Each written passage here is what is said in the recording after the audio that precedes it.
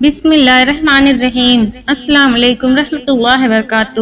محترم ناظرین، ہماری آج کی ویڈیو ہے ایک ایسے بادشاہ کے بارے میں جس نے دنیا میں ہی جنت بنائی تھی۔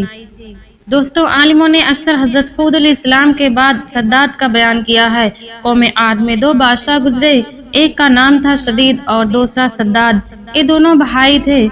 شدید بڑا بھائی تھا جبکہ شداد چھوٹا بھائی تھا۔ قوم عاد کے بارے میں اللہ تعالیٰ نے قرآن شریف میں فرمایا ہے کہ ہم نے اس جیسی قوم دنیا میں دوبارہ پیدا نہیں کی۔ قوم عاد یمن میں آباد تھی، حالانکہ شدید اور اس کے لوگ مشرک تھے اور شرک کیا کرتے تھے، لیکن کہا جاتا ہے کہ شدید بڑا ہی انصاف والا آدمی تھا۔ اس کا انصاف دور دور تک مشہور تھا۔ اس کے انصاف سے شیر اور بکری ایک جگہ پانی پیتے تھے۔ ایک دن اس کی عدالت میں دو آدمی آئے اور ان دونوں نے عجیب سے حالات سنائے۔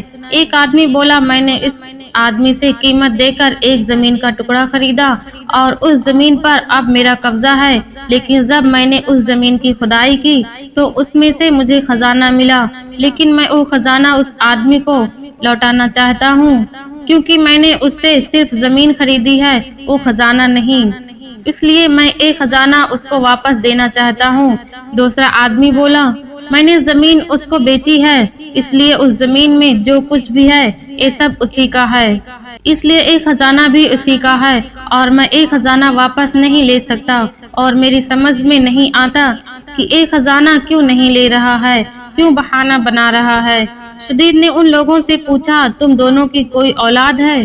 انہوں نے کہا، ہاں، ایک کے پاس بیٹی ہے اور دوسرے کے پاس بیٹا ہے۔ شدید نے حکم دیا کہ دونوں کا آپس میں نکاح کر دو اور ایک خزانہ ان دونوں کو دے دیا جائے۔ شدید کا یہ فیصلہ سبھی لوگوں کو بڑا ہی پسند آیا اور اس کے انصاف کی چرچا دور دور تک ہو گئی۔ حضرت ہود علیہ السلام نے شدید کو ایمان کی دعوت دی، لیکن اس نے سب کچھ ہونے کے بعد بھی منع کر دیا اور شرک کی ہی حالت میں مر گیا۔ اس کے بعد شداد جب کرسی پر بیٹھا تو حضرت ہود علیہ السلام نے شداد کو بھی ایمان لانے کے لیے کہا۔ شداد نے کہا، اگر میں نے تمہارا دین اپنا لیا تو مجھے کیا فائدہ ہوگا؟ حضرت ہود علیہ السلام نے فرمایا، اللہ تعالیٰ تمہیں اس کے بدلے ہمیشہ ہمیشہ کے لیے جنت عطا فرما دے گا اور تم پر اپنی رحمت اور مہربانی کرے گا۔ شداد نے جواب دیا، اپنی جنت کو میں خود ہی اس دنیا میں ہی بنا لوں گا اور وہاں عیش و آرام کے ساتھ رہوں گا۔ اس کے بعد شداد نے دنیا میں ہی جنت بنانے کا مضبوط ارادہ کر لیا۔ اس کے بعد شداد نے ملک کے کونے کونے میں ایک پیغام بھیجا اور حکم دیا کہ سب کے پاس جتنا بھی سونا چاندی ہے وہ سب کے سب اس کے پاس لا کر پیش کیا جائے، اور اس طرح اس کے پاس بڑی تعداد میں سونا چاندی ہیرے جواہرات جمع ہو گئے۔ پھر اس نے ایک خوبصورت جگہ کی تلاش کرنی شروع کر دی اور اسے اس جگہ مل بھی گئی۔ وہ جگہ ایسی تھی جہاں کی ہوا جنت کی ہوا کی طرح خوشبودار تھی۔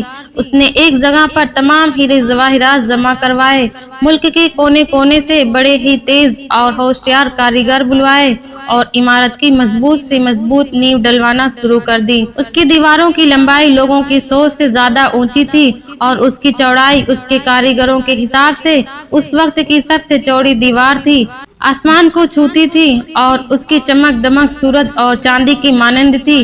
جب سے یہ دنیا قائم ہوئی تھی ایسی عمارت کبھی نہیں بنی تھی۔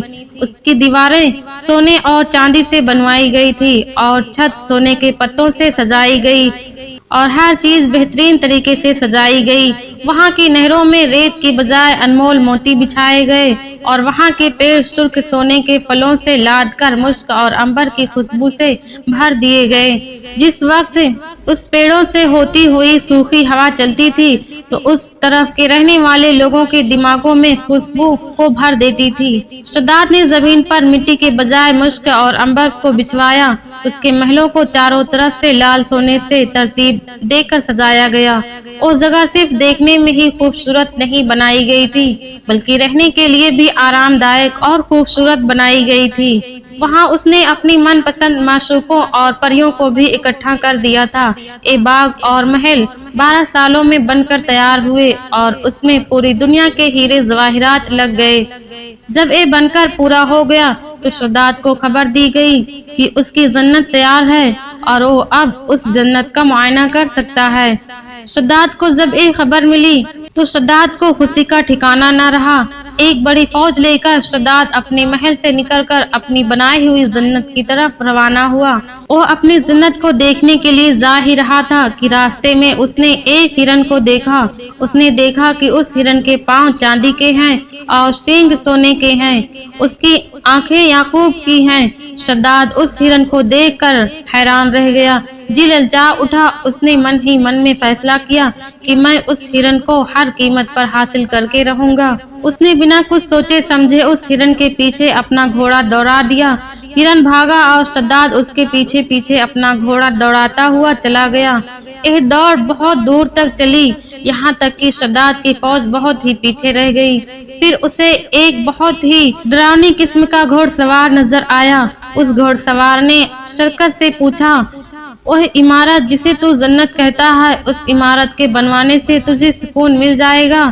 شداد اس گھوڑ سوار کی یہ بات سن کر کانپ گیا۔ اس نے پوچھا، تم کون ہو؟ وہ گھوڑ سوار بولا، میں تیری موت ہوں، میں موت کا فرشتہ ہوں۔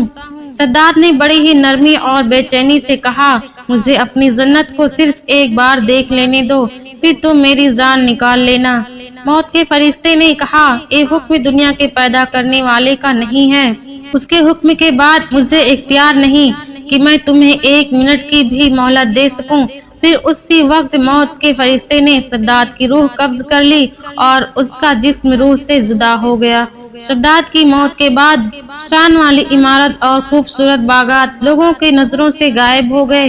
تاریخ کی کتابوں میں لکھا ہے کہ اللہ تعالیٰ نے حضرت اسرائیل علیہ السلام سے پوچھا، اے اسرائیل، تم مدتوں سے روحوں کو نکالنے میں لگے ہو اور شروع سے ہی تمہارا ایک کام ہے، کیا کبھی تمہیں کسی پر رحم اور ترس آیا ہے؟ تو حضرت اسرائیل علیہ السلام نے بولا، میں تو سب پر ہی ترس کھاتا ہوں۔ اللہ تعالیٰ نے فرمایا، تمہیں سب سے زیادہ کس پر ترس آیا؟ تب حضرت اسرائیل علیہ السلام نے کہا کہ اے اللہ، میں نے ایک دن آپ کے حکم کے مطابق ایک ناؤ کو توڑ دیا تھا اور اس کے تخت الگ الگ کر دیے تھے۔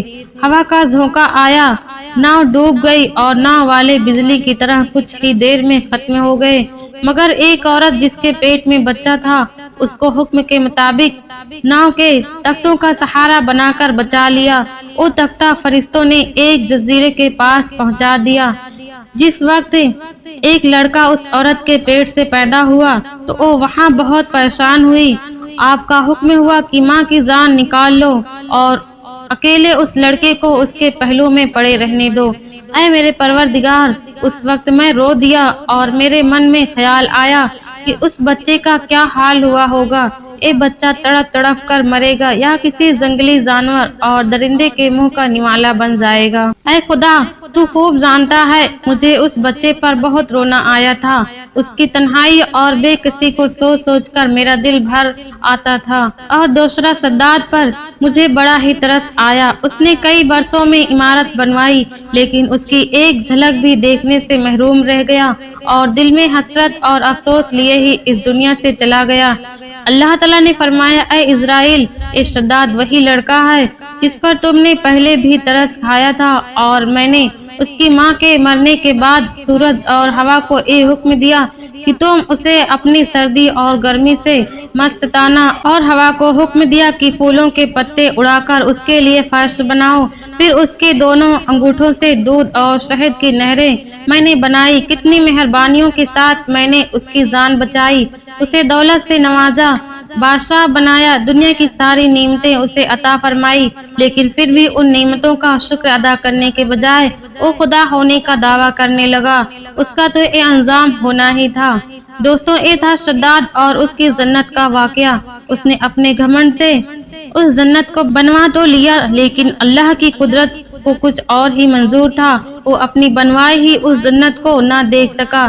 اللہ نے اسے رہتی دنیا کے لیے سبب بنا دیا کہ دولت اور شہرت پر گھمنڈ کر کے کچھ بھی حاصل نہیں ہونے والا، ہر کسی کو اس کے اعمال کا بدلہ ملے گا۔